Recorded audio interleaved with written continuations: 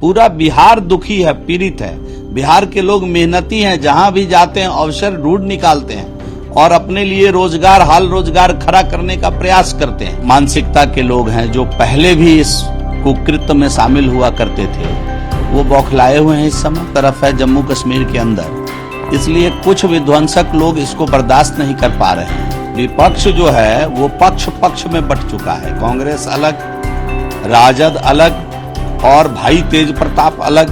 देखिए, असल में जब से जम्मू कश्मीर से धारा 370 हटा है, जम्मू कश्मीर के लोग मुख्य धारा में शामिल हो चुके हैं। जम्मू कश्मीर के मूल निवासी अमन चैन के साथ, देश के साथ कदम से कदम मिलाकर के सभी अवसरों को समान रूप से जीना चाहते हैं। जो विध्वंसक मानसिकता के लोग हैं जो पहले भी इस कुकृत्य में शामिल हुआ करते थे, वो बौखलाए हुए हैं। इस समय आम आवाम का झुकाव अमन चैन के तरफ है जम्मू कश्मीर के अंदर, इसलिए कुछ विध्वंसक लोग इसको बर्दाश्त नहीं कर पा रहे हैं और नए नए प्रकार की साजिश रच रहे हैं जिससे खौफ का वातावरण जम्मू कश्मीर में पैदा हो। वो इनका एक घिनौना चाल है, इसमें वो सफल होने वाले नहीं हैं। जिन लोगों की हत्या हुई है और इसमें जो भी दोषी होंगे, वहां के माननीय उपराज्यपाल महोदय ने साफ शब्दों में कहा है कि वो बचेंगे नहीं, वो जहां भी छुपे होंगे वो मार गिराए जाएंगे। विपक्ष हमलावर है, खास करके इस चीज को लेकर के बिहार में तो रोजगार है नहीं, तो जाएंगे कहां वो लोग, और उसमें भी मारे जा रहे हैं तो मात्र 2 लाख मुआवजा दिया जा रहा है। विपक्ष के लोग चुनाव खेल रहे हैं। इस समय 2 जगह पर चुनाव है, पूरे विपक्ष के लोग वहीं 2 जगह मिलेंगे आपको इस समय।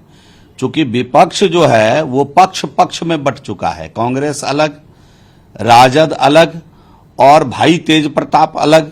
तो विपक्ष जब पक्ष पक्ष में बटा हुआ है, उनको कुछ दिख नहीं रहा है, तो अब लाश की राजनीति भी करने के लिए वो वहीं से उतरना चाह रहे हैं। विपक्ष का कल एयरपोर्ट पर न तो कोई प्रतिनिधि आया, न अब तक उनके घर, जिनकी हत्या हो गई है, उनके घर उनका कोई प्रतिनिधि मिलने गया है। किस मुंह से विपक्ष वकालत कर रहा है इनकी? ये अभी इन विषयों पर पक्ष विपक्ष नहीं होना चाहिए। पूरा बिहार दुखी है, पीड़ित है। बिहार के लोग मेहनती हैं, जहां भी जाते हैं अवसर ढूंढ निकालते हैं और अपने लिए रोजगार, हाल रोजगार खड़ा करने का प्रयास करते हैं। बिहार के लोग मरे हों या देश का कोई भी नागरिक मरा हो, समान रूप से इसके लिए वेदना संवेदना होनी चाहिए, न कि ये इसको अवसर के रूप में तलाश करके और चुनावी समय में इस पर बिगुल बजाना चाहिए। मैं पूछना चाहता हूं, जो सवाल आपने किया, कहां कितनी बार उन्होंने इन विषयों को लेकर के सदन के अंदर संजीदगी दिखाई है? वो नेता प्रतिपक्ष की हैसियत से सदन में इन विषयों को भी ला सकते हैं समय समय पर। मैं आपसे पूछना चाहता हूं कि उनके 6 साल के कैरियर में, और या जब से वो नेता प्रतिपक्ष हैं, 18 महीने सत्ता में भी रहे, कितनी बार इन विषयों को उठाने का काम किए हैं, जरा मैं जानना चाहता हूं आपसे।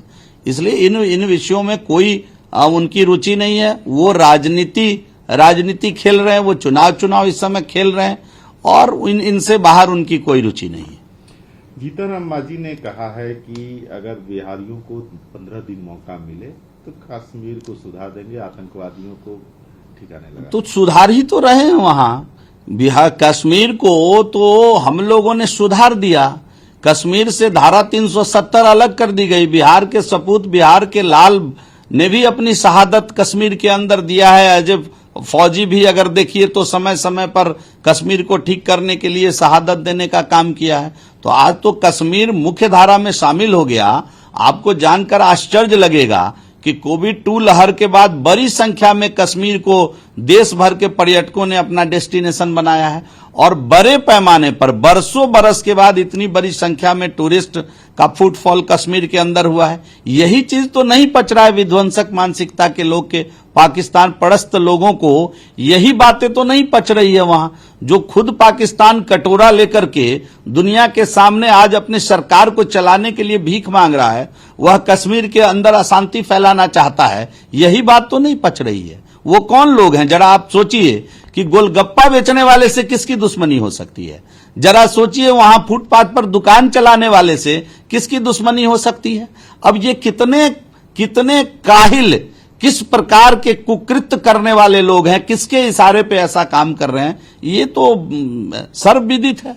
और साफ साफ ये केंद्र की सरकार जो है या वहां जो उपराज्यपाल महोदय के नेतृत्व में जो केंद्र की सरकार चल रही है, ऐसे लोगों को बकसने वाली नहीं है। वो बिल में भी छुपे होंगे तो उनको निकाल करके उन इसका बदला जरूर लिया जाएगा। ये सारी घटनाओं के पीछे कहा जा रहा है कि पाकिस्तान का हाथ है। पाकिस्तानी जिस तरह से टेररिस्ट को बढ़ावा दे रहे हैं, तो बात उठी है कि भारत और पाकिस्तान के बीच T20 मैच होने जा रहा है। 24 तारीख को वर्ल्ड कप का एक मैच है। तो पाकिस्तान को सबक सिखाने के लिए हर प्लेटफॉर्म पर उसका विरोध होना चाहिए और ये मैच रद्द। मेरा भी ये मानना है। मैं व्यक्तिगत रूप से आपको ये बात कहना चाहता हूं मैं कि कोई आवश्यकता नहीं है।